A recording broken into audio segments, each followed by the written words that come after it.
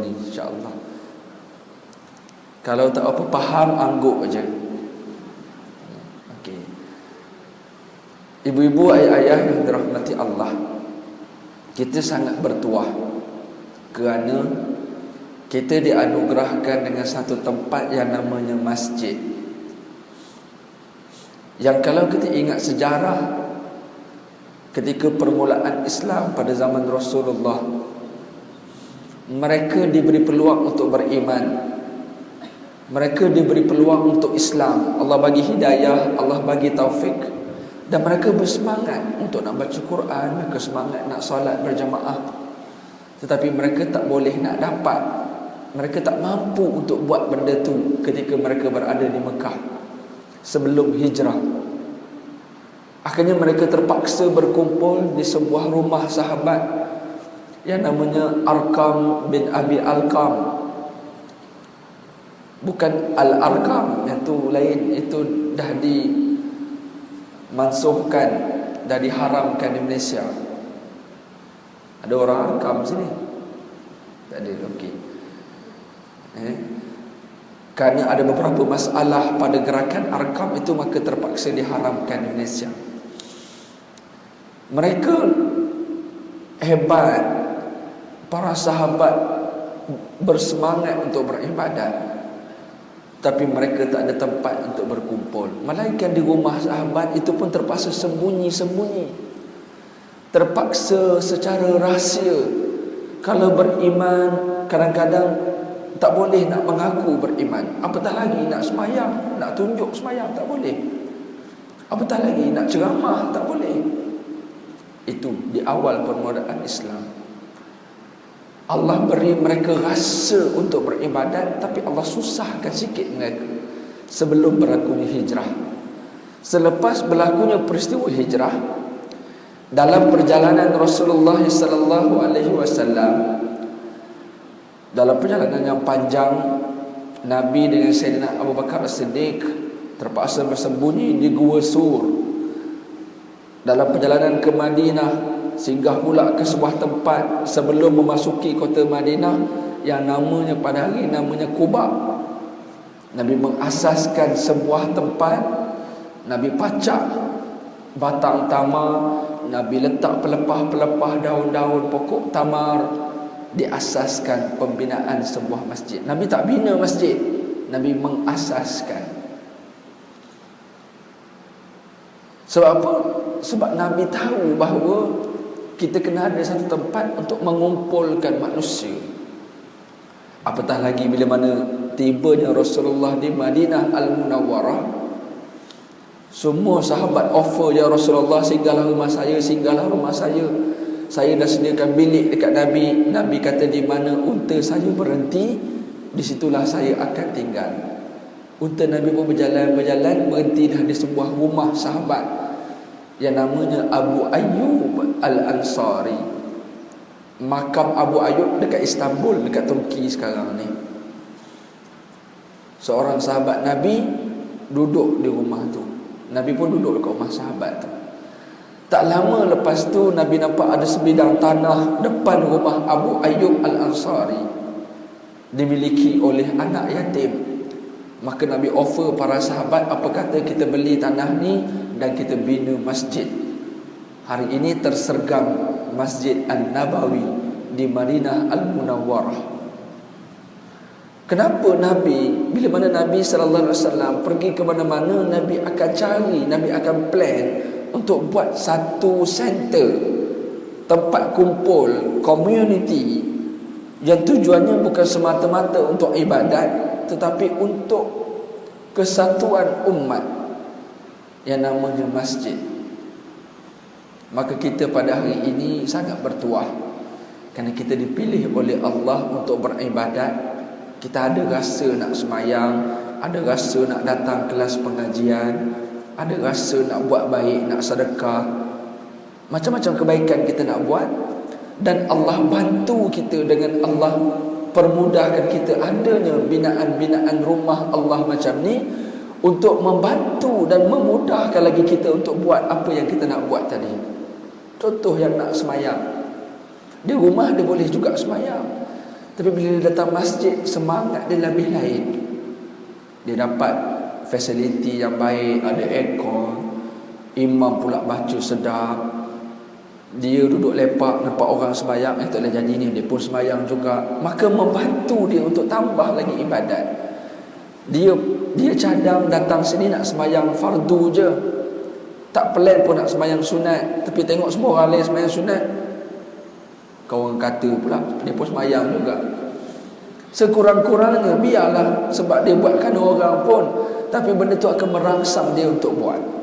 Dia boleh bersedekah kat pasar malam, boleh kat sana sini boleh. Tapi bila dia pergi masjid, ada tabung yang memudahkan dia lagi untuk sedekah. Kan? Dia boleh nak buat baik, tapi di masjid terhimpun segala kebaikan, memudahkan dia lagi untuk buat. Maka ini satu nikmat. Allah bagi kita perasaan nak buat baik, dan Allah sediakan pula satu persekitaran, environment yang memudahkan kita buat baik. Ini nikmat. Maka sebab itu, tajuk kuliah duha kita pagi ini, apa tajuknya? Di sini aku bermula. Macam tajuk drama pula. Kan? Ibu-ibu, ayah-ayah sekalian, kita nak memasuki tahun 2017. Poin yang kita nak fokuskan adalah tahun 2017 Masihi ini adalah tahun untuk kita dekat dengan masjid. Apa-apa sekalipun masjid, apa-apa pun masjid. Tapi itulah, cuma saya tak tahu nak cakap macam mana. Yang datang ni memang dah inilah orangnya. Ustaz tak payah sebut lah Ustaz, kami lah orangnya. Sebelum Ramadan muka kami, masa Ramadan muka kami, selepas Ramadan pun inilah, sampai mati. Contoh. Tapi kita berharap dengan adanya kita-kita ni, kita boleh menarik lagi ramai orang lain. Ibu-ibu sekalian, kita nak fokus beberapa perkara tentang tajuk kita di sini, di rumah Allah ini, aku memulakan kehidupan. Bermaksud yang pertama, kita nak masjid boleh mengubah diri kita. Yang kedua, kita sebagai ahli masjid nak mengubah pula orang luar yang belum datang ke masjid. Ini fokus kita, dua benda ni. Ingatnya fokus kita, sebab kita takut kita tersasar. Pertama, kita nak jadikan masjid sebagai tempat untuk kita memperbaiki diri kita walaupun kita dah baik sekarang ni. 2017 kita nak jadi lebih hebat daripada apa yang kita ada sekarang, disebabkan masjid di sini. Kemudiannya fokus kita yang kedua, macam mana kita sama-sama nak menggembling tenaga kita dengan AJK masjid, dengan imam masjid, dengan ustaz-ustaz, dengan pendakwah-pendakwah, dengan kita-kita ahli jemaah semua. Kita nak bersatu supaya macam mana kita nak tarik ramai lagi orang supaya mengikut jejak langkah kita. Dua benda ni. Ibu-ibu, ayah-ayah yang dirahmati Allah, Tuan Haji Fairuz, dia panggil saya datang sini, dia suruh saya cerita macam mana nak tarik orang datang, nak mengimarahkan masjid. Saya kata, saya fikir balik, Masjid Bandar Baru Uda ni antara masjid contoh dalam Malaysia. Sebab tu saya berkhidmat dengan Jabatan Agama dulu. Bila kita buat kursus-kursus imam, kursus pengurusan masjid, role modelnya masjid ni. Tiba-tiba masjid ni tanya, suruh saya cerita macam mana nak imarahkan masjid. Saya pun pening. Masjid ni contoh untuk masjid lain, dah paling imarah dah setakat ni, kan? Tapi bukan bermakna kita dah selesa dengan apa yang kita ada, kan? Tuan-tuan lebih faham masjid, tuan-tuan dan puan-puan sekalian. Tuan-tuan boleh kenal masjid ni macam mana dulu, macam mana sekarang, peimarahannya macam mana. Dulu lagi hebat Ustaz, sekarang kurang sikit. Okey, kita perbaiki. Dulu teruk Ustaz, sekarang dah baik dah, maka kita tambah lagi. Maknanya walaupun kita masjid contoh, tapi kita tak boleh berada pada zon selesa. Sebab manusia dekat luar ni dia bertukar-tukar generasinya. Yang mengimarahkan dulu ramai yang dah mati. Dulu ramai Ustaz, ni sekarang dah tak ada dah, semua dah mati, tinggal kami je. Jadi sekarang ni kita nak cari pula orang baru yang belum mati ni, supaya dia pula memenuhkan. InsyaAllah. Tuan-tuan lambat lagi mati tak? Lambat lagi insyaAllah. Kalau tuan-tuan mati sekarang, siapa lagi nak ada masjid ni? Kan? Okey. Baik ibu-ibu yang dirahmati Allah, apa tu fungsi masjid? Apa fungsi, kenapa bila Nabi sallallahu alaihi wasallam pergi mana-mana dia nak ada masjid, pergi mana-mana nak ada masjid? Malah masjid ini merupakan satu simbol sejak zaman Nabi Adam alaihi salam. Dalam pembinaan Baitullah, pembinaan Kaabah menjadi pusat ibadat. Kaabah itu dibina oleh Nabi Adam alaihi salam, dibangunkan semula oleh Nabi Ibrahim alaihissalam bersama anaknya Nabi Ismail, dan disempurnakan Masjidil Haram itu oleh Rasulullah sallallahu alaihi wasallam. Begitu juga Masjid An-Nabawi di Madinah, begitu juga Masjid Al-Aqsa di Palestin dibina oleh Nabi Adam alaihissalam. Masjid Nabawi je dibina oleh Nabi Muhammad sallallahu alaihi wasallam. Baitullah, Masjidil Haram, Masjidil Aqsa oleh Nabi Adam alaihi salam. Maknanya masjid ini sangat penting. Apa maksud masjid? Tempat sujud. Apa fungsi sujud? Itu kita nak tanya pula.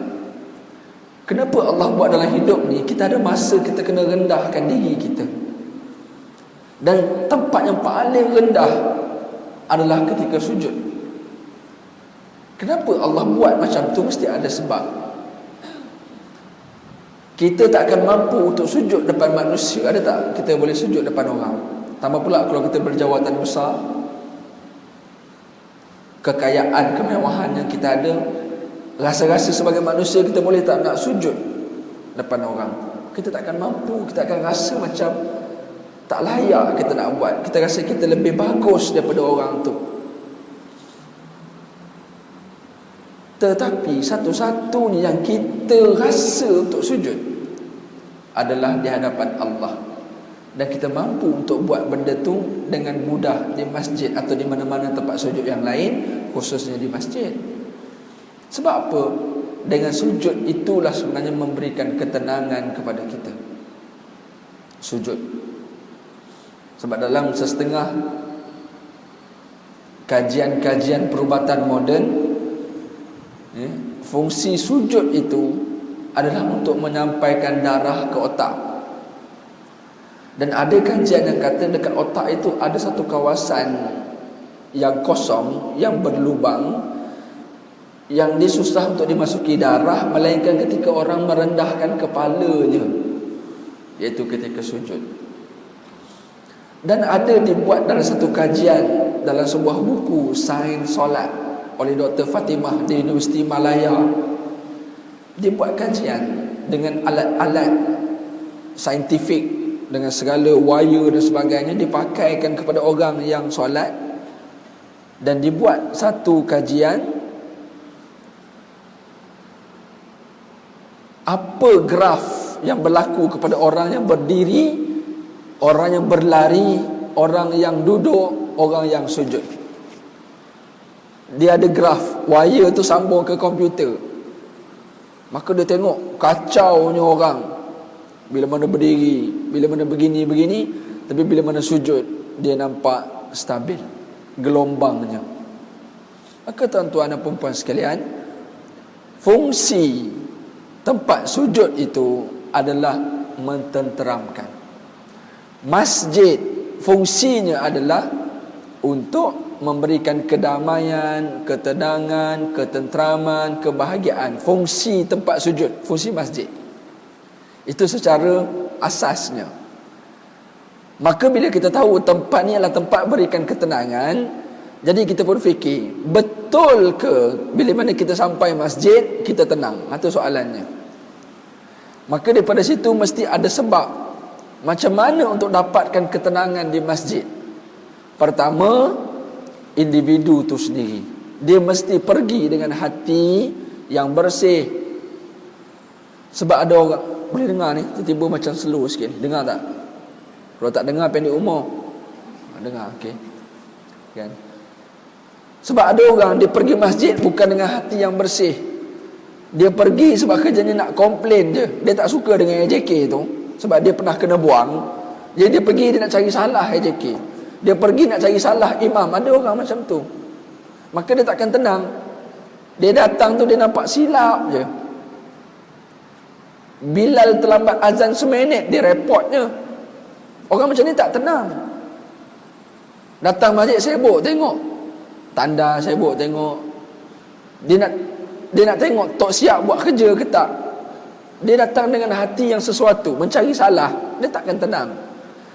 Maknanya individu yang datang masjid, bila mana kita kata masjid adalah tempat ketenangan, dia yang nak datang itu mesti dulu berikan ketenangan pada diri dia, kena dengan hati yang bersih. Tujuan kena betul datang masjid. Untuk apa? Itu yang pertama, diri dia. Yang kedua adalah persekitaran, membantu untuk dapatkan ketenangan. Maksudnya apa? Masjid tu kena elok, kena bersih, kelengkapannya kena betul, parkingnya, tempat letak kasutnya, tempat letak barangnya, mententeramkan jiwa dia. Datang-datang parking, tengok orang parking suka hati. Lot parking dah ada tapi parking sengit-sengit. Orang parking begini dia melentang, contoh. Tenteram tak jiwa? Sakit hati sudahnya. Sakit hati.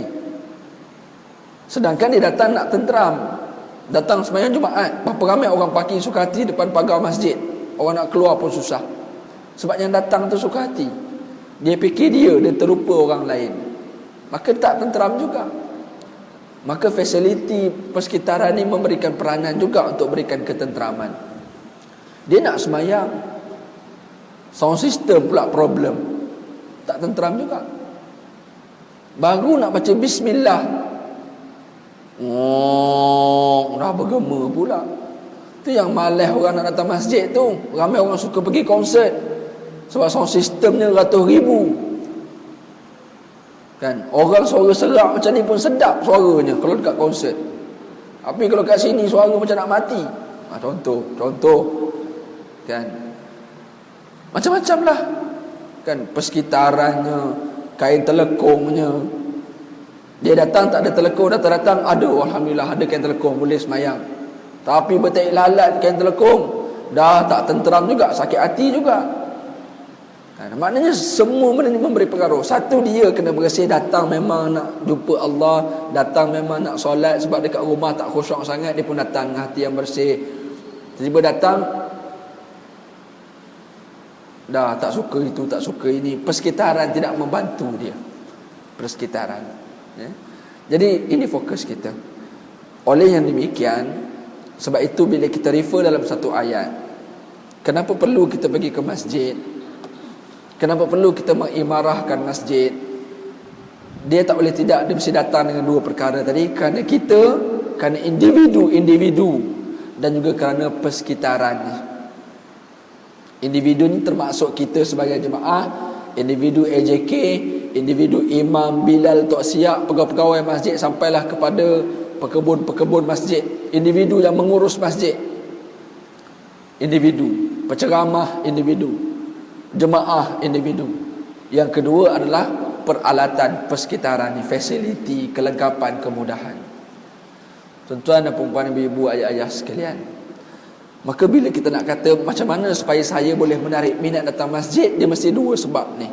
Bagaimana saya nak menarik minat orang datang masjid? Dengan dua sebab ni juga. Dan kalau kita refer kepada ayat 18 surah At-Taubah, surah At-Taubah ayat 18,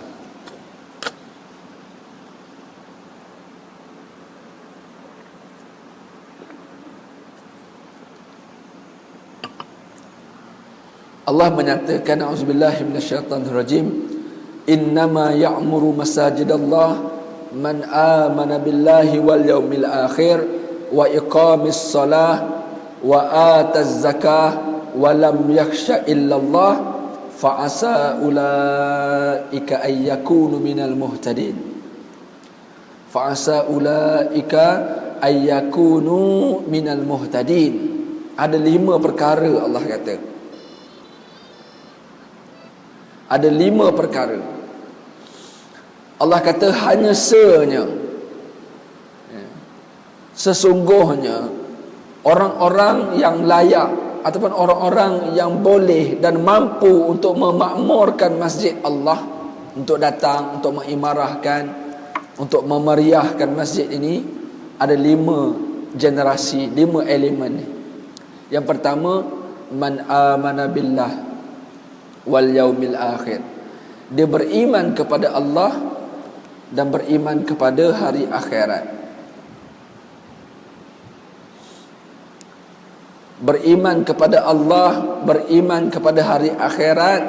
Orang yang jenis mendirikan salat, orang yang jenis membayar zakat, dan juga orang yang jenis tak takut melainkan takut kepada Allah. 5 jenis orang ni. Maka cuba kita cek. Kalau kita fikir kenapa aku tak nak pergi masjid, kenapa aku susah nak pergi, ataupun kita fikir orang lain kenapa orang susah nak datang, maka cuba cek tahap keimanan orang yang beriman dengan Allah dan orang yang beriman dengan hari akhirat. Tahap iman. Maka bila nak cek tahap iman, maka kita refer kepada hadis-hadis Nabi yang banyak. Nabi sebut banyak. Man kana yu'minu billahi wal yaumil akhir. Banyak hadis Nabi mulakan macam tu. Barang siapa yang beriman dengan Allah dan hari akhirat, barang siapa yang beriman dengan Allah dan hari akhirat. Banyak. Antaranya apa?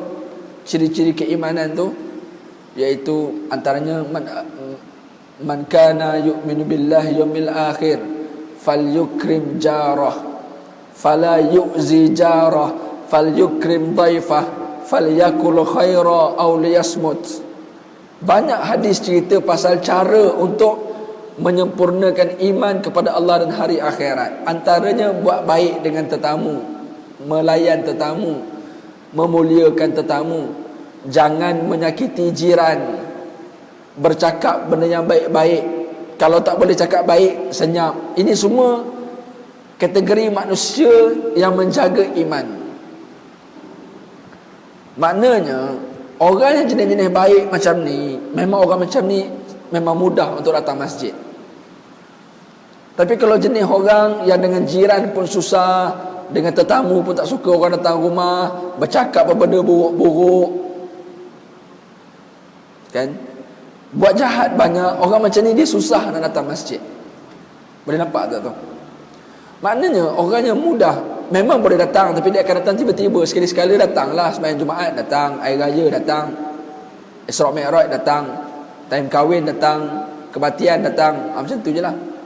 Tapi yang memakmurkan, yang boleh lazim pergi balik ni, jenis kategori yang beriman kepada Allah dan hari akhirat. Antara cirinya siapa? Yang itulah, yang jenis baik dengan jiran. Biasanya orang-orang yang baik dengan jiran ni biasanya kaki masjid. Tapi ada tak orang kaki masjid tapi dia tak baik dengan jiran? Ada juga. Ada. Dulu sama-sama dia melepak bawah pokok pelam, time maghrib dua-dua masuk dalam rumah. Sekarang dia dah balik umrah. Bila dah balik umrah ni dah lain dah lah, pakai kopiah, tasbih pun gantung kat sini tasbih, kan. Sekarang dia pukul 6.30 dah pergi masjid, kawan dia seorang-seorang bawah pokok pelam. Dia dah tak tegur dah kawan dia, sebab bukan geng dia dah. Tak tegur dia, jeling begitu je. Bawa kereta dengan suami isteri, naik kereta, kutuk pula kawan tu. Teruklah umur dah 80 dah tak pergi lagi masjid. Duk sibuk kutuk orang tu, padahal dia baru 2 hari balik umrah. Ada juga dia putuskan hubungan dengan jiran sebab konon-kononnya dia dah baik. Tak boleh juga macam tu. Itu ujian pula. Bila Allah dah bagi kebaikan, Allah akan uji pula benda lain. Tapi nak katanya orang yang boleh melazimi ke masjid ni biasanya orang baik-baik. Yakinlah, dalam satu hadis Nabi kata apa? Apabila kamu menyaksikan seseorang yang sentiasa berulang alik dengan masjid, maka berilah penyaksian bahawa dia adalah orang yang beriman. Maknanya apa tuan-tuan? Kalau kita nampak inilah jemaah kita, maka inilah orang yang layak untuk kita berkawan. Kalau kita rapat dengan orang lain dalam grup mana-mana, grup tapawai ke grup mana-mana tu, kita kena rapat dulu dengan grup jemaah kita ni. Sebenarnya orang masjid. Kita selalu nampak juga kadang kita tak kenal pun sama-sama kita. Minta maaf cakap. Kita kenal dia ni jemaah kita ni, tapi dia tak pernah bertegur, tak pernah berkenalan. Sedangkan Nabi kata berikan penyaksian kalau jenis memang kaki masjid, berikan penyaksian ini orang beriman. Maka kita kena berkawan dengan orang macam ni. Atau tuan-tuan, ibu-ibu, ayah-ayah, kita nampak ada orang muda, ada budak lelaki, nampak muda dia tapi rajin pergi masjid. Kan? Contoh yang ujung, dah kahwin belum? Belum. Berikan penyaksian ini orang baik. Kita ada anak perempuan, pilih saja ini calonnya. Apa nak sibuk-sibuk dekat Facebook, dekat luar tu belum tentu. Ini contoh-contoh. Dia dah ada makwa dah, ramai dah. Kan? Mana berikan penyaksian.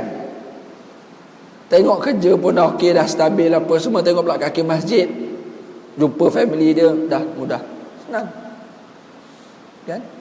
Atau susah-susah sangat, tengoklah ustaz-ustaz datang mengajar tu. Tengoklah jemaah-jemaah, pakcik-pakcik kita ni, tengok, ni orang baik ni. Ada anak perempuan kahwin kan dengan pakcik. Kan? Ini orang baik-baik belaka. Tak nak ustaz. Nak juga yang duduk di kilang bateri itu juga. Nak juga yang duduk di angsana itu juga dipilihnya. Sedangkan Nabi kata ini saksikan, berikan penyaksian, yakinlah ini orang beriman, confirm orang baik. Syaratnya memang kita dah nampak dia ni memang melazimi masjid.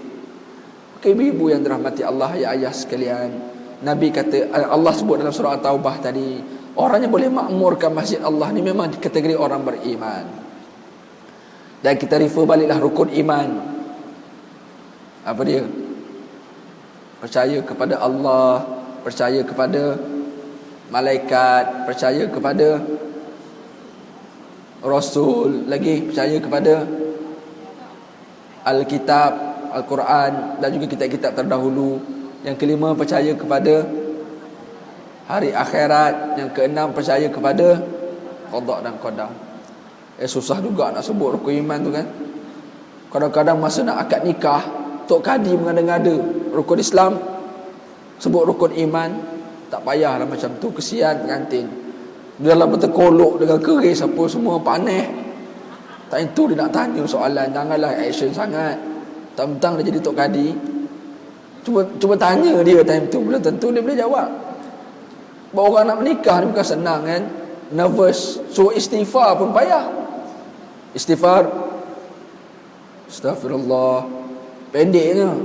Ambillah istighfar yang panjang sikit. Astaghfirullah, panjang pula. Dia terlupa yang allazi la ilaha illa huwal hayyul qayyum wa atubu ilaih. Okey. Rukun iman, rukun Islam bukan untuk dihafal semata-mata, tapi untuk dihayati dan dijadikan sebagai cara hidup kita. Orang beriman mesti orang yang percaya kepada Allah. Kita nak jadi kaki masjid, nak jadi orang masjid, kita kena jadi kategori manusia yang percaya kepada Allah. Tapi ramai tak orang yang datang masjid tetapi percaya bomoh, percaya tangkal, pakai tangkal ni. Ramai lagi. Ramai. Ini ujian kepada orang masjid.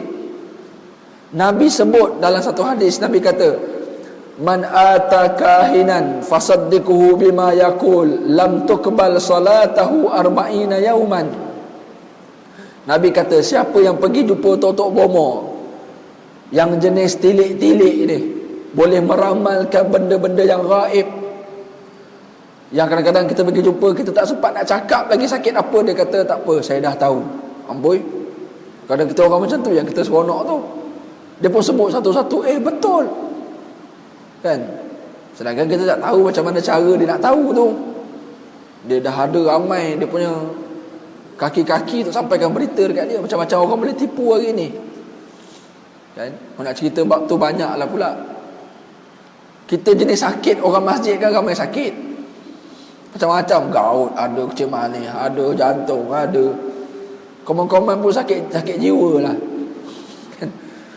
Jadi kadang-kadang jumpa makan ubat pun tak jadi, minum air tawar ustaz pun tak jadi, orang recommend pergi jumpa Pak Long tu. Uish, ramai orang jumpa dia sihat. Kita pun pergi jugalah, pergi-pergi tak ramai orang kat rumah. Ni hebat orang ni. Kan? Kita pergi. Orang masjid ni. Pagi-pagi Totok bomo yang pelik-pelik ni kadang-kadang kita pergi tak sempat cakap apa-apa, dia dah bagi tahu kita. Kita pun kata, betul lah. Betul lah. Nabi kata apa? Siapa yang jumpa orang macam ni dan membenarkan apa yang dia cakap, mengiyakan apa yang dia cakap, tidak diterima solatnya 40 hari. Maknanya yang ada risiko benda-benda macam ni orang masjid. Kena hati-hati. Tolong sangat mak-mak, ayah-ayah, tolong hati-hati bila mana nak merawat, pergi jumpa rawatan-rawatan alternatif ni. Jangan orang recommend tu pergi, jangan. Jadi macam mana caranya, Ustaz? Caranya, kita tahu, kenal pasti kat mana tempat nak merawat tu. Kita cari masjid yang dekat dengan situ, tanya orang masjid macam mana tempat rawat ni. Sebab orang masjid orang beriman, dia akan tahu Pak Long tu siapa. Cari orang beriman tempat tu, jangan tu pergi situ. Jadi mana nak cari orang beriman kalau bukan di masjid? Ni kat mana? Kedah. Kita pada Johor, sanggup pergi Kedah. Sampai dekat kampung tu, cari masjid kampung, jumpa tu imam tu, jumpa orang masjid itu, tanya, macam mana yang ramai tu? Tak payah pergilah, orang kampung akan tahu. Lepas tu kita tengok yang duduk yang penuh-penuh ni semua orang luar. Jadi kena hati-hati tuan-tuan dan puan-puan sekalian. Minta maaf saya sebut benda ni sikit. Ni cabaran pula kepada kita orang semayang ni. Beriman percaya kepada Allah, saya kata tadi. Siapa yang nak makmurkan masjid Allah, pastikan dia punya kepercayaan dengan Allah tu kuat. Maka kerana dia percaya dengan Allah tu lah, maka dia datang masjid. Apa-apa dia ada masalah, dia mengadu dengan Allah. Dia percaya Allah lebih. Maka dia nak percaya Allah, dia nak mengadu kat mana? Masjid yang paling utama sekali, dia akan datang selalu. Sebab ini tempat Allah. Di rumah, tepi katil, tepi bucu almari itu boleh juga. Tapi itu bukan tempat yang proper. Kita nak jumpa sultan, boleh jumpa kat pasar raya, tapi susahlah sikit. Tapi kalau jumpa dekat istana, lain. Allah lebih daripada tu. Boleh nak jumpa di mana-mana. Allah itu berada di mana-mana. Allah wujud, tidak bertempat dalam akidah ahli sunnah wal jamaah. Tapi ini baitin min buyutillah. Ini adalah rumah daripada rumah-rumah Allah. Kita pun datang, kita mengadu dengan Allah. Ini tidak ada masalah mengadu dekat Facebook, tak jadi apa. Ada masalah mengadu dalam grup WhatsApp, tak jadi masalah, tak jadi selesai masalah.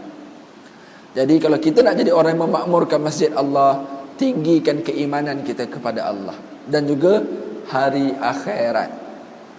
Kemudiannya, orang yang nak makmurkan masjid Allah ni adalah orang yang kena sentiasa semayang. Sebab tu saya pernah sebut dekat ceramah ke tempat lain, dalam kursus pengurusan masjid, siapa yang nak jadi AJK masjid, dia memang kena kaki masjid. Dia memang kena kaki semayang. Maksud dekat sini kaki semayang ni apa? Bukan semayang fardu saja, semayang sunat sekali, baru dia layak untuk memakmurkan masjid. Dan biasanya saya jumpa, kebetulan saya adalah pengalaman sikit ketika berkhidmat dekat Jabatan Agama dulu.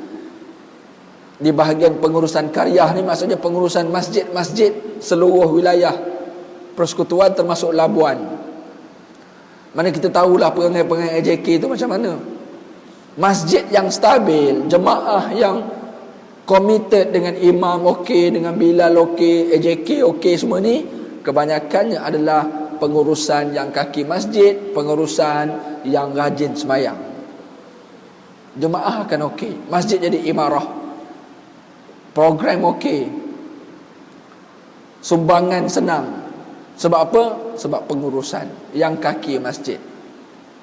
Sebab apa Allah sebut orang yang layak memakmurkan masjid adalah orang beriman kepada Allah hari akhirat dan kategori orang yang mendirikan solat.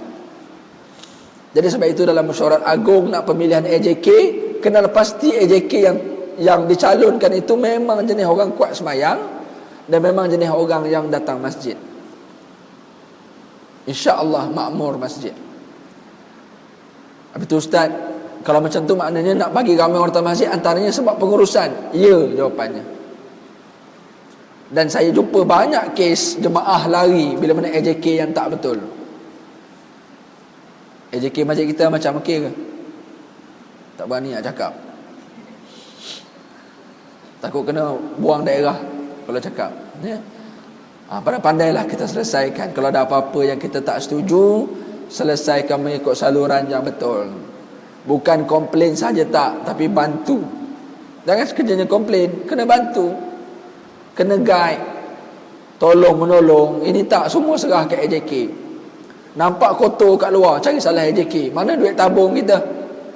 Mana pergi tak bayar, tak ambil pekerja tambahan, kita sibuk komplain. Tapi yang kita kena buat apa dia? Bukan sekadar komplain, kitalah yang bersihkan bila dapat kotor tu. Nampak sampah dekat luar, kitalah yang kutip. Kita masuk toilet nampak bersih, kitalah yang sembuh. Lepas tu kita report lah, bagi tahu toilet kita bersih, kurang bersih, cuba cek balik kita punya petugas macam mana. Kita buat dulu solution, jangan kita asyik komplain saja. Tuan-tuan yang dirahmati Allah sekalian, orang yang mendirikan solat, seterusnya orang yang bayar zakat. Ini kategori apa? Iaitu jenis kategori orang yang dia jaga hubungan dengan Allah dan dia jaga pula hubungan dengan manusia. Zakat kan hubungan dengan manusia. Maknanya orang yang nak datang ke masjid ni orang yang menjaga hubungan Allah dan hubungan manusia. Siapa yang jenis datang masjid tapi tak penting hubungan dengan manusia, orang ni ada problem. Dia datang dia fikir dia je. Ramai tak orang macam tu. Dia datang, dia duduk dalam tu, saf pertama tu, dia letak beg, dia pun keluar. Letak beg telekung, dia cop tempat dia. Tiba orang datang tempat tu, dia marah. Ni tempat saya ni. Bila pula tak ada nama awak pun. Bergaduh pula dia sebab nak duduk saf tu. Kan banyak berlaku tu, bulan Ramadan lagi banyak. Dia letak beg telekung dia, dia pergi makan bubur lambuk kat luar. Lepas tu dia marah. Kan? Dia tak jaga hubungan dengan manusia.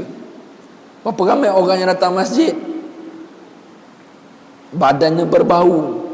Dia penting dia nak semayang, dia terlupa orang kiri kanannya tak tahan dengan bau dia.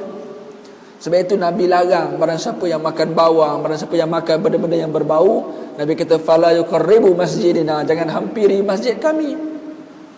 Sebab apa? Sebab ada hubungan dengan manusia. Ini tak, tengah semayang sedawa je kerjanya. Imam baca panjang, sepanjang satu rakaat tu dia sedawa je kerjanya. Bau daging satu saf. Tu hilang khusyuk, pening kita. Kan?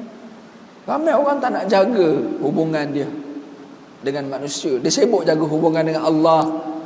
Tapi kita kena ingat, nak mendapat kasih sayang Allah, kadang-kadang dia melalui kasih sayang manusia. Bila orang tu suka kita, Allah akan suka. Maka jaga juga hubungan. Maka zakat salah satu elemen untuk menjaga hubungan dengan manusia. Kan, dia tak penting diri, dia tahu ada orang yang perlukan sesuatu, maka dialah yang akan membantu. Begitu juga masjid. Dia tahu orang perlukan Allah, orang lain perlukan Allah, dia pun perlukan juga, maka dia pentingkan juga orang-orang lain. Dia parking elok-elok, dia letak selipar elok-elok, dia guna tandas, dia pastikan bersih sebab dia tahu ada orang nak guna balik lepas tu. Dia semayang, dia tak penting diri. Kan? Dia tak baca kuat-kuat, dia pakai pakaian yang bersih, yang wangi. Dia jaga elemen supaya tak nak ada gangguan dekat orang lain. Maka orang macam ni layak memakmurkan masjid Allah. Dan antara yang kelimanya, Allah kata, iaitu walam yakhsha illallah. Dia tak takut apa melainkan takut kepada Allah. Ada imam masjid, ketika bulan Ramadan kan kita import imam daripada sekolah itu, sekolah ini kan, pelajar-pelajar tahfiz untuk supaya dia boleh menimba pengalaman jadi imam dan juga sebagai untuk pendapatan dia menyambung pelajaran. Contoh, ada banyak kes imam tarawih ni tak puasa, tak semayang. Ada, dia jadi semayang tarawih, baca macam Mekah. Ada. Sebab tu kita boleh ikut belakang dia pun kita rasa sesuatu. Kadang-kadang berlaku. Ada imam yang bertugas di masjid, tak bertugas, dia tidur di rumah. Ada, apa tak adanya. Kan? Maka roh untuk memakmurkan masjid tu dia tak dapat. Walaupun dia baca sedap, tapi selagi mana dia tak jaga hubungan dia dengan Allah, pengaruh dia untuk mempengaruhi orang datang tu susah. Maka sebab tu kita kata tadi, Kita yang jadi jemaah ni pun jangan takut benda lain kecuali takut kepada Allah. Maka kita akan memberi aura, pengaruh pada orang luar untuk datang. Boleh faham ke apa yang saya cuba cerita ni? Angguk-angguk ni kau boleh percaya ni. Faham kalau faham boleh balik dah lah. Ibu-ibu, ayah-ayah rahmati Allah, ada Bilal yang ditangkap berkhalwat rumah quarters dalam masjid. Bagus kita nak Bilal orang muda, kadang-kadang bagus, tapi cari orang muda yang ada akhlak. Sebab kadang-kadang dia tidak bawa akhlak tu masuk dalam masjid. Bagus nak train dia supaya dekat dengan masjid, bagus, tapi kena cari orang yang berakhlak juga. Ibu-ibu, ayah-ayah sekalian, maka sebab tu saya kata, orang yang nak duduk ke masjid hatinya kena bersih. AJK kena bersih, Imam Bilal, petugas-petugas siap semua kena bersih, jemaah-jemaah pun kena bersih hati. Okey, itu nombor satu. Nombor dua, kita nak cerita, kita nak bermula ni, kita kena betulkan diri kita. Yang kedua, facility ni. Kita rasa masjid kita dah okey dah kot, aircon ada, sound system bagus. Kita okey tak dengan sound system masjid kita? Kalau imam kita baca, kita okey tak? Kena upgrade lagi. Tu pandai-pandailah kita bagi tahulah. Kalau rasa duit tak cukup, kita lah keluar duit, jangan pandai cakap je. Sama-sama kita menyumbang upgrade sistem biar bunyi macam Masjidil Haram. Ikutlah. Sebab ada orang dia pentingkan sound system ni. Pengaruh. Betul. Saya pun sangat pentingkan pengaruh ni. Minta maaf tak boleh nak buat contoh. Hari ni suara Ramli Sarip. Dia lain. Kalau sound system sedap, kita pun semangat jadi imam. Saya sempatlah jadi imam di beberapa masjid di sekitar wilayah. Dan sampai hari ini, walaupun saya dah berhenti jabatan agama, saya dah berhenti menjadi ketua imam masjid Setiawangsa tadi, saya masih lagi jadi imam jemputan di masjid KLCC. Imam dan juga khutbah dalam bahasa Inggeris dekat masjid KLCC hari Jumaat minggu yang pertama. Saya juga dijemput menjadi imam-imam dalam program-program tertentu di masjid wilayah persekutuan, masjid negara. Ada sempatlah juga. Jadi bila kita pergi masjid yang sound system sedap ni, kita pun semangat baca. Suara kita tak habis, kita pun jadi mudah untuk nak buat. Dan jemaah pun jadi sukalah. Tapi kalau panggillah Imam Abdul Rahman Sudais. Siapa Imam Abdul Rahman Sudais? Imam besar Masjidil Haram. Datang. Hebat imam ni, kita kenal suaranya sedap, bacaannya bagus. Tiba-tiba sound system out. Macam dah bunyi pasal malam, terus tak khusyuk kita kat belakang. Terus tak khusyuk. Sebab apa? Sound system. So maknanya, tadi kita bincang pasal manusia, ini kita bincang pasal makhluk yang tak hidup ni, makhluk yang mati ni, namanya facility. Sound system kita, karpet kita.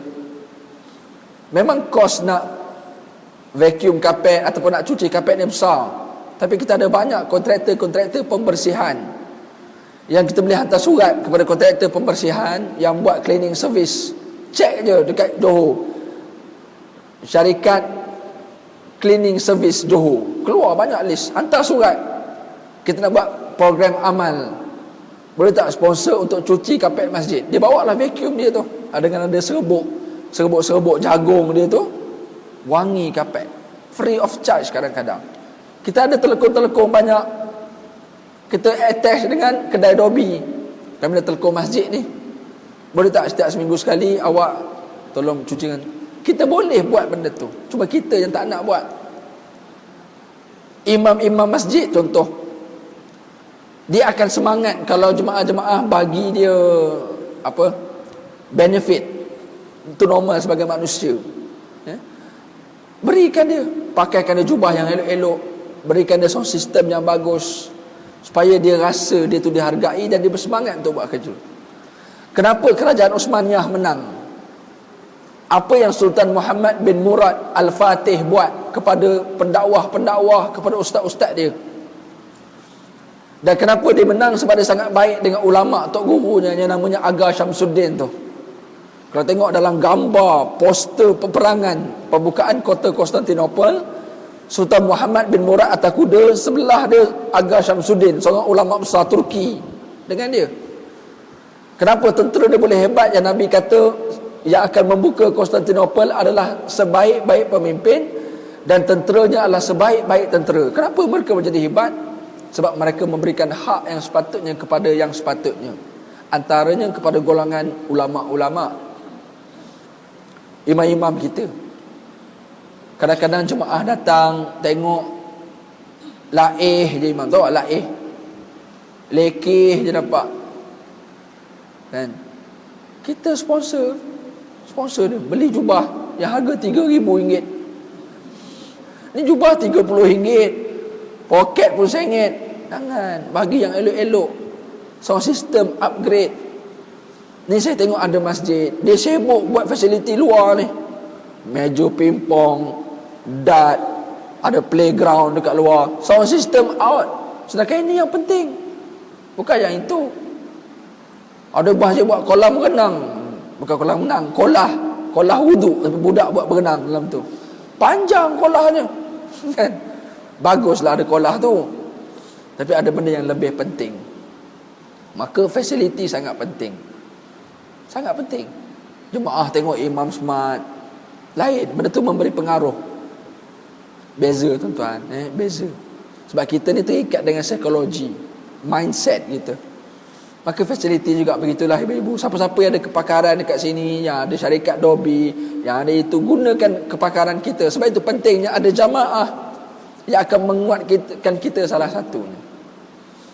Kalau kita berkenalan semua ni, ada toke bengkel, ada toke restoran, ada doktor, ada pensyarah, ada arkitek. Kita gembeling tenaga kita ni cukup kuat masjid kita. Ini kita tak kenal. Rupanya ada doktor pakar dalam ni. Kita selama ni sakit sikit pergi klinik, sikit. Ini kita dah kenal jemaah kita. Nombor telefon pun ada. WhatsApp je. Doktor, telinga berdengung lah sebelah. Free consultation. Doktor pun jawab. Okey, bila sesama jemaah ni, insya-Allah dia ada roh untuk jawab. Siapa ni? Kak Mah yang selalu semayang duduk dekat bucu tu, yang baca kuat tu. Contoh, kenal kan ni lah. Dia kenal lah tu. Patutlah rupanya baca kuat, telinga berdengung rupanya. Repair kan telinganya. Baca perlahan. Okey lah. Tuan dan perempuan sekalian, kita jaga hubungan dengan Allah, jaga hubungan dengan manusia. Yang terakhir ibu-ibu sekalian, kita nak fikir, kita dah bermula dekat masjid, kita nak tarik orang datang pula. Itu saya kata tadi, kita bina roh kita, aura kita ni, supaya orang luar akan mendapat tempias aura tu. Macam mana caranya? Bila kita dah jadi baik, kita bawa akhlak yang baik di luar. Action speak louder than words. Saya kalau serius cakap orang putih, ini serius ni. Perbuatan lebih memberi kesan daripada perkataan, daripada percakapan. Kita tak perlu ceramah kat luar, jom lagi masjid, apa ni nak kiamat dah ni. Tak payah. Tapi kita buat akhlak. Macam mana? Pergi ke kedai makan, kita makan sama-sama, kita geng-geng masjid ini. Janganlah bising-bising. Ini tak, kaki masjid berserban berjubah ni, duk pekik terlolong. Mama, mana ni? Tertarik sampai lagi. Geng masjid ni. Dia bersembang, tergelak, ketawa, terbalik meja siapa? Orang masjid. Mengumpat sembang pasal itu, pasal ini. Orang yang tak pergi masjid dia pun tengok, Allah, macam mana aku nak pergi masjid kalau ini orang dia. Tapi cuba bawa akhlak. Datang restoran, 3-4 orang, beratur elok-elok, berjanji pula dah. Duduk kat meja berjanji pula kan. Buat baiklah. Kan? Tiba-tiba ada meja sebelah tu nak bayar. Oh tak, tu ada geng-geng masjid dah bayar kan. Kan? Tak payah nak bising-bising. Okey, hari ni kami bayar semua tu masjid, satu restoran, tak payah. Senyap-senyap sudah, orang akan lagi respect. Dia baru nak bayar, dia geng-geng mak-mak rock je ni. Atau geng-geng couple 2-3 orang. Kita akhlak macam tu kadang-kadang. Kita senyap-senyap dengan cashier tu, kan meja yang tu 2-3 orang tu, tak apa, tu kami bayar. Senyap-senyap dia nak bayar, Tu tadi geng-geng pacik-pacik, kakak-kakak yang pakai telekong tu dia dah tolong bayar tadi. Dia tiba-tiba dia rasa macam sentap dia. Tahu tak sentap? Kan? Dia terasa Allah. Ini contoh orang masjid. Contoh. Kita bawa akhlak. Supaya orang rasa aura tu. Orang kenal, oh ini orang masjid Jamek Bandar Baru Uda. Oh begini. Akhirnya kita boleh menarik orang. Ibu ayah, bina diri kita untuk membina masyarakat kita. AJK masjid, manage masjid betul-betul. Kita akan manage masyarakat kita. Imam-imam bina hubungan dengan Allah, kita akan mampu bina hubungan dengan jemaah. Bilal-bilal begitu juga. Maka itulah antara cara untuk kita mengimarahkan dan bagaimana kita nak bermula di masjid. Dalam satu hadis Nabi sallallahu alaihi wasallam, Nabi menyatakan di hari kiamat nanti ada 7 golongan yang akan dinaungi oleh Allah pada hari yang tiada naungan lain melainkan naungan daripada Allah sahaja. Ada 7 golongan yang akan dapat pertolongan Allah. Salah satunya Nabi sebut rajulun qalbuhu mu'allakun bil masajid, iaitu individu lelaki dan perempuan yang hatinya sentiasa terikat dengan masjid. Dia bukan tak pergi shopping, pergi berjalan Legoland, pergi Universal Studio Singapore, pergi. Tapi dia pergi mana-mana, hati dia terfikir, aku nak main Zohor kat mana, aku nak main Asar kat mana. Petang kita 5.30 kena balik dah. Kau sempat lah 6.30 mandi, sempat pergi masjid maghrib. Dia fikir itu je kerjanya. Orang macam ni mendapat naungan oleh Allah di hari akhirat. Kita boleh bayangkan hari akhirat macam mana. Kesibukan hari akhirat yang Nabi nyatakan dalam hadis, ketika peluh kita mengalir, menitis di dahi kepala kita, sibuknya kita di hari akhirat, kita tak sempat nak lap peluh tu. Hari ni di dunia kita sibuk, tapi kita sempat tengok TV, sempat tidur, sempat makan, sempat pergi tandas, sempat. Hari akhirat lebih sibuk. Ketika di padang mahsyar punya sibuk kita, sehingga peluh yang mengalir tak mampu kita nak lap. Kita boleh lemas dengan peluh kita sendiri. Air peluh tu memenuhi diri kita. Bayangkan, kerana kita rajin pergi masjid, masjid memberi syafaat kepada kita. Allah menaungi kita hari akhirat. Allah bebaskan kita daripada kepanasan peluh tadi, daripada lemasnya kita tenggelam dengan air peluh tadi. Allah menjauhkan jarak yang sepatutnya sejengkal matahari atas kepala. Allah jauhkan jarak matahari sebab hati kita terikat dengan masjid. Justru ibu-ibu, ayah-ayah sekalian, sebagai penutup, Ustaz, saya dah jenuh berdoa Ustaz. Saya dah Alhamdulillah Allah bagi saya sekarang ni pergi masjid. Tapi anak-anak saya tak boleh Ustaz. Tak boleh lagi. Dia muda lagi, umur baru 30. Saya ni pun baru lepas umur 60 baru saya datang ke masjid Ustaz. Tiba-tiba mana maunya, tiba-tiba dia umur 30 nak datang. Ada tak cara Ustaz supaya cepat sikit dia orang ni datang, jangan ikut macam saya, biar dia awal. Saya dah pencen baru rajin. Ada tak caranya? Ada. Jawapannya surah Al-Ahqaf ayat yang ke-15. Betul ke tak tu? Cuba cek. Suratul Ahqaf ayat 15. Apa ayatnya? Cuba cek.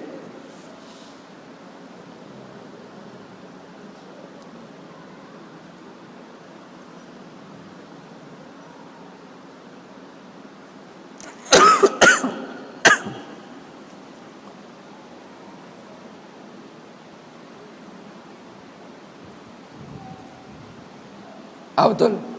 Suratul Ahqaf ayat 15. Ayat tu panjang. Di tengah-tengah ayat tu sampai hujung ada satu doa. Rabbi auzi'ni an ashkura ni'mataka allati an'amta alayya wa ala walidayya wa an a'mala salihan tardah wa aslih li fi dhurriyyati inni tubtu ilaik wa inni minal muslimin. Doa ni elok dibaca oleh orang yang dah melepasi umur 40 tahun. Maknanya kita lah ni semua dah lebih 40 ni kan. 100 tahun ada. Ada, okey.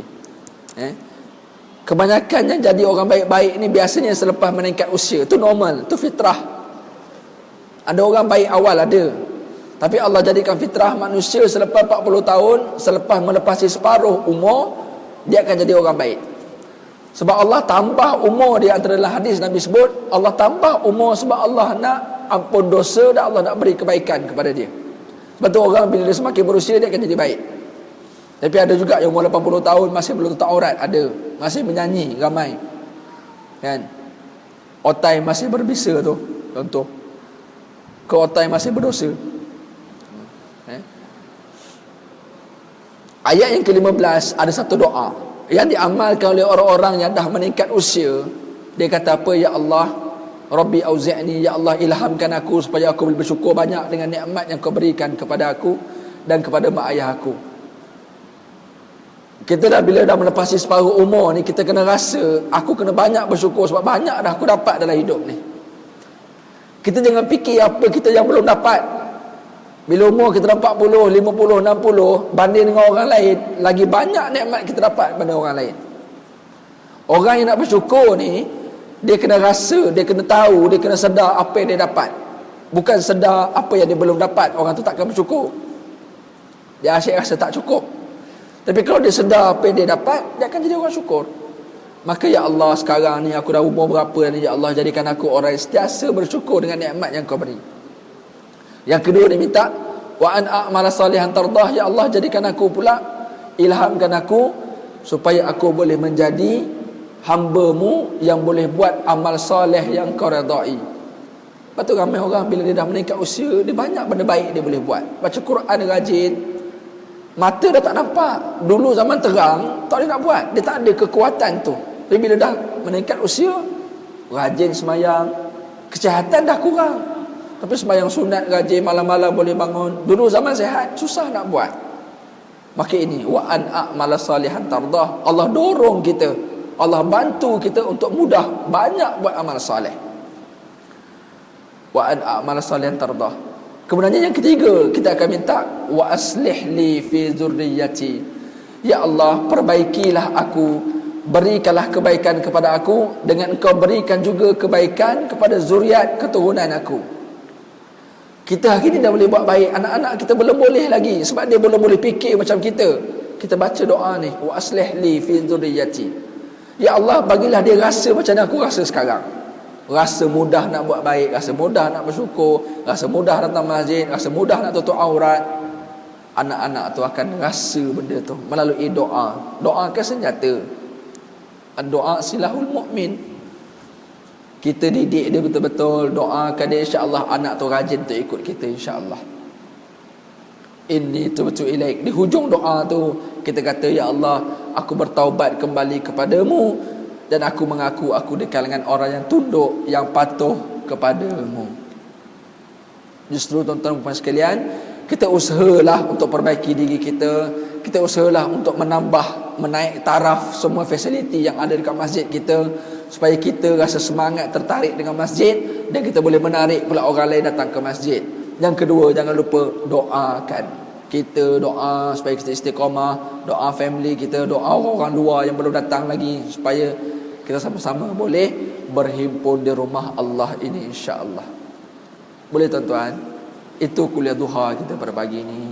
Ada soalan tak? Kalau tak ada lagi bagus. Nampak muka pun dah lapar dah semua tu kan. Okay, kalau tak ada soalan, saya nak berhentilah. Ya Kak, silakan.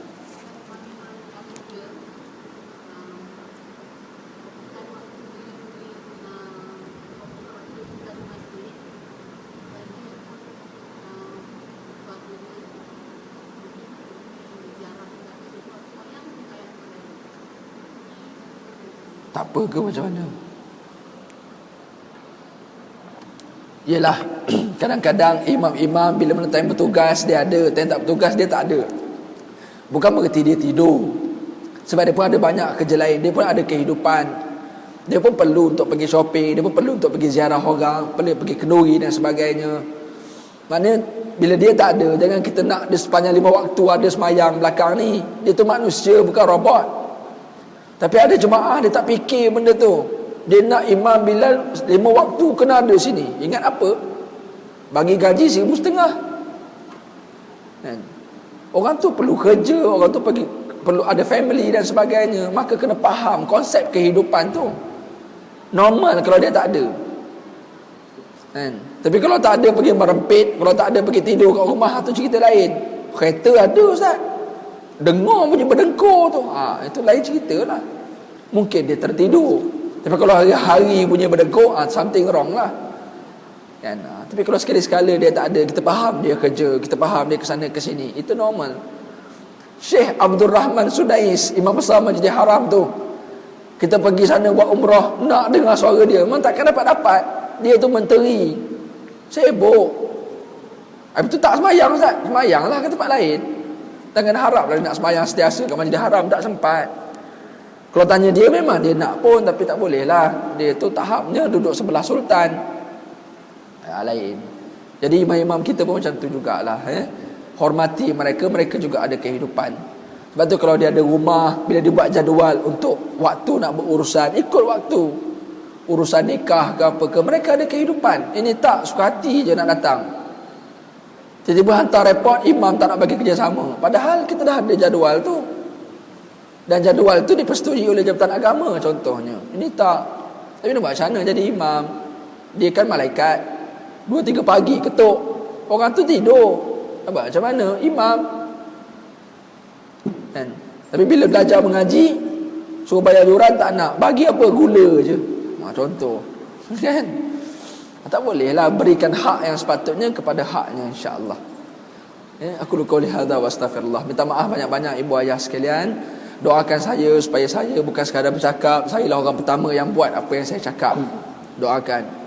Keduanya doakan juga saya sihat sembuh ni.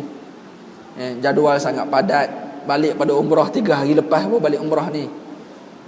Dan sebab kita berdoa akan, ya Allah berikanlah kemudahan kesihatan ketika umrah. Betul, Allah sihat, balik terus batuk.